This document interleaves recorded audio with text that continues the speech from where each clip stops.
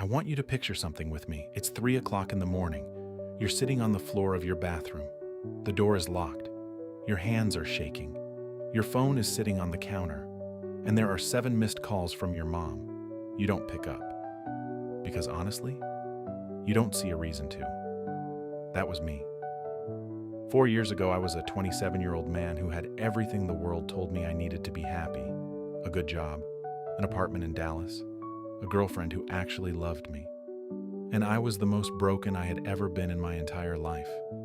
I'm not here today to give you a motivational speech. I'm not here to sell you anything. I'm here because I was that person on the bathroom floor, and something happened to me that I cannot explain any other way except this. God showed up, and I have not been the same since. So let me take you back to where it all started. I grew up in a small town in Ohio, Youngstown. If you know Youngstown, you know it's not an easy place to grow up. Poverty, violence, broken homes everywhere you looked. It was just the water we swam in. My dad left when I was 9 years old. I remember the exact morning. He had a green duffel bag, and he walked out the front door and he didn't look back. Not once. My mom, God bless that woman, she worked 2 jobs to keep us going. Nights at a diner, days at a dry cleaner. She did everything she possibly could. But I was angry. I was so deeply angry that I didn't even know I was angry. It just came out. In fights at school, in bad decisions, in the people I chose to be around. By the time I was 17, I'd already been arrested once. Shoplifting. Stupid stuff. At 19, I was drinking most nights just to fall asleep. I told myself it wasn't a problem because I was still functioning. I was going to community college. I had a part-time job. I told myself I was fine, but I wasn't fine. I had this voice in my head, constant, relentless, that said, "You are never going to be enough. You are never going to be loved. You are never going to matter." And the sad thing is, I believed it. I believed it for almost 10 years.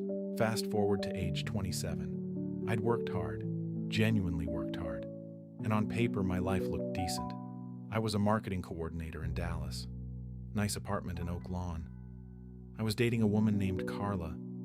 She was kind and patient and honestly way better than I deserved.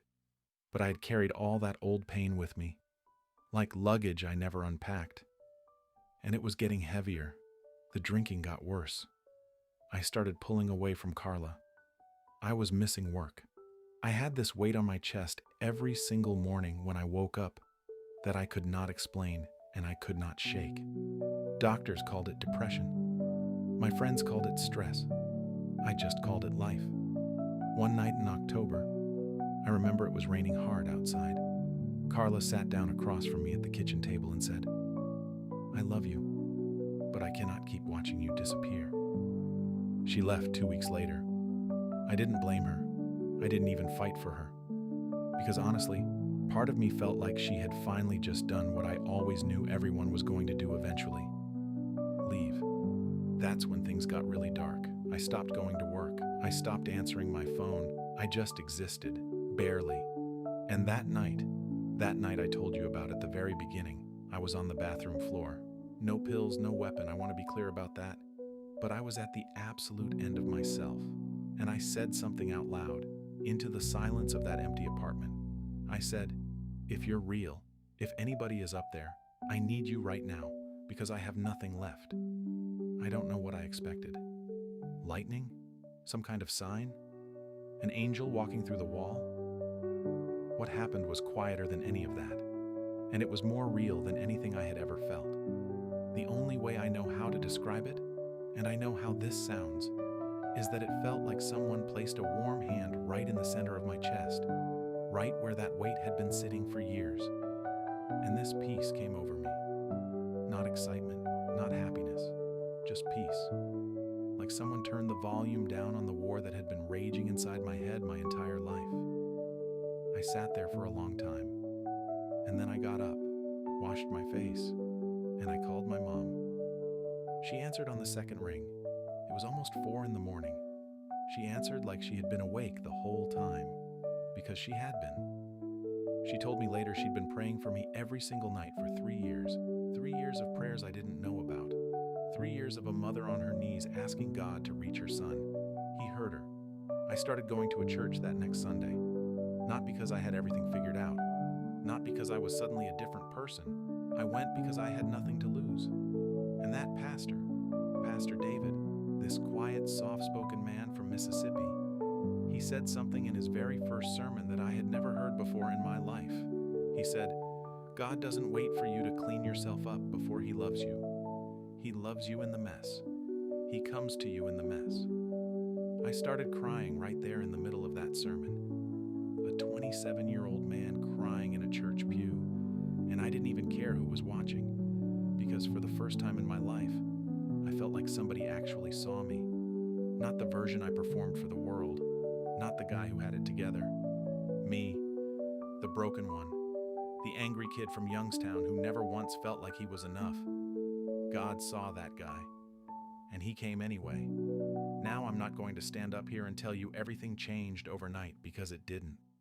Recovery is not a highlight reel. There were hard weeks. There were setbacks. There were Tuesday mornings where I woke up and the darkness tried to come back. But I kept going. I went to counseling. Real, honest therapy. I joined a small group at that church. 8 guys sitting in a circle every Tuesday night, just being real with each other. No performance, no pretending, just truth. I had to learn things that most people learn growing up. How to ask for help. How to say, I'm not okay. How to sit with pain instead of drowning it. And then there was the hardest thing, forgiving my father. I hadn't spoken to him in 18 years. 18 years. And I had carried the weight of that absence like a stone in my chest every single day. But God kept working on me, kept softening the parts of me that had gone hard. And one night, after about 2 years of this journey, I picked up the phone and I called him. I was shaking the entire time. He answered, and when I told him I forgave him, he cried. This man who had walked out with a green duffel bag and never looked back, he cried like a child, because he was broken too. He had just never had anyone show him a different way forward. That phone call didn't fix everything, but something that had been clenched tight inside me for 20 years, it let go. Right there on the phone, it just let go. I got sober. July 14th is my date, coming up on 3 years. I have not had a drink in 3 years, and I never thought I would be able to say that. I went back to work, got promoted, started building something real, and I started volunteering at a youth center in South Dallas, working with teenage boys, many of them in the exact same place I was at their age, angry, confused, looking for something to hold on to, waiting for just one person to tell them they matter. I tell them every single week, I see you, God sees you, you are not what happened to you, and I mean every word of it because someone needed to say it to me, and God made sure I finally heard it. I'm standing here today not because I have it all figured out. I still have hard days. I still have moments where the old voice tries to come back and whisper that I'm not enough. But here's what's different now.